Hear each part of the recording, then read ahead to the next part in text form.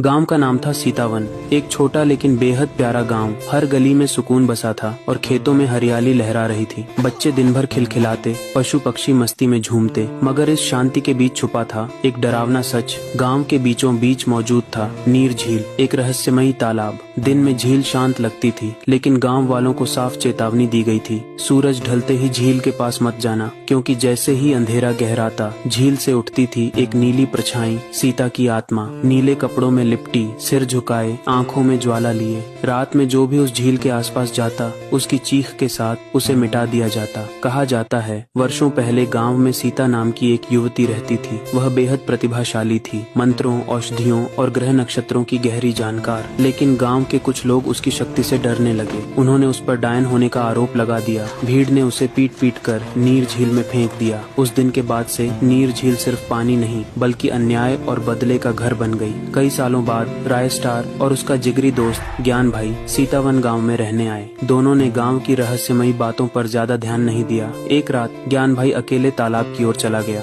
वो झील के रहस्य को अपने कैमरे में कैद करना चाहता था। जैसे ही वह तालाब के पास पहुंचा, नीला कोहरा चारों ओर फैलने लगा। ठंडी हवा की लहरों के साथ सीता की आत्मा जाग गई। ज्ञान भाई चीखा, लेकिन उसकी आवाज उसी कोहरे में दब गई। अगली सुबह तालाब के किनारे ज्ञान भाई की कटी हुई लाश मिली। राय स्टार सब समझ गया। अब उसकी आंखों में सिर्फ एक सवाल था, इस गांव को उसके डर से कैसे आजाद किया जाए। गांव अब फिर खतरे में था। ज्ञान भाई की मौत के बाद सीतावन बदल गया था। अब वह गांव पहले जैसा नहीं रहा। हर सुबह लोग चौंक जाते, खेतों में हल चलता दिखता, लेकिन वहाँ कोई किसान नहीं होता। घर के बाहर गीले कपड़े सूखते रहते, मगर पहनने वाला कोई नहीं दिखता। और नीर झील के किनारे ताजे गीले पैरों के निशान जो सीधे गांव की ओर जाते। बच्चे रात को नींद में चलकर झील की ओर जाने लगे थे। कुत्ते भौंकना छोड़ चुके थे, बस एक तक झील की ओर देखते रहते। गांव में एक डर सा छा गया था जो किसी को नजर नहीं आता, लेकिन सबकी रूह तक पहुंच चुका था। राय स्टार को यकीन हो गया, ज्ञान भाई की मौत कोई हादसा नहीं बल्कि चेतावनी थी। अगली रात राय स्टार अकेला अंधेरे में झील के पास गया। झील के पानी में कुछ अजीब हलचल हो रही थी। तभी उसने देखा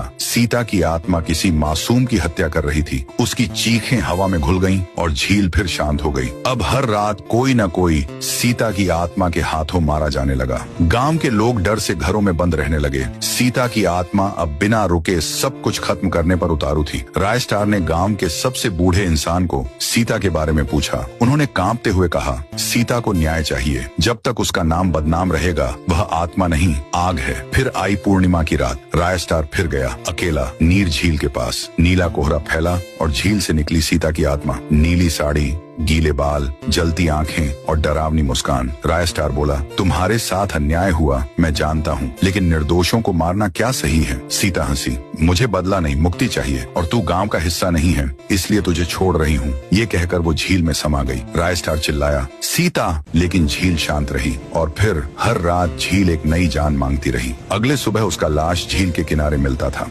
नीर झील अब मौत और डर की घाटी बन चुकी थी। हर सुबह लाश मिलती और हर रात कोई आत्मा चीखती। गांव वालों ने अपने घरों पर नींबू मिर्ची टांगना शुरू कर दिया था, पर अब ये टोटके बेअसर थे, क्योंकि सीता की आत्मा किसी अंधविश्वास से नहीं रुकने वाली थी। राय स्टार बेचैन था। ज्ञान भाई की चीखें अब भी उसके सपनों में गूंजती थीं। वो जानता था जब तक सीता को न्याय नहीं मिलेगा, गांव को शांति नहीं मिलेगी। एक दिन राय स्टार सीता के पुराने घर पहुंचा। वहाँ उसे कुछ ताम्र पत्र और एक पत्र मिला। उसमें लिखा था, सीता कोई डायन नहीं बल्कि महर्षि वीरभद्र की बेटी थी। एक दिन वीरभद्र जंगल गया और कभी लौटकर नहीं आया। सीता ने हर किसी से पूछा, लेकिन गांव वालों ने चुप्पी साध ली। तब से वह अकेले जीवन जीने लगी और ज्योतिष, मंत्र तंत्र व आयुर्वेद सीखने लगी। लेकिन जंगल में जो भी जाता लौटता नहीं। गांव वालों ने डर और अंधविश्वास में सीता को दोषी ठहरा दिया और उसे डायन घोषित कर झील में जिंदा फेंक दिया। राय स्टार ने निर्णय लिया, अब वक्त आ गया है कि सच्चाई सामने लाई जाए। उसने गांव की पंचायत बुलाई, ताम्रपत्र और पत्र सबके सामने रखे। गांव वाले सन्न थे।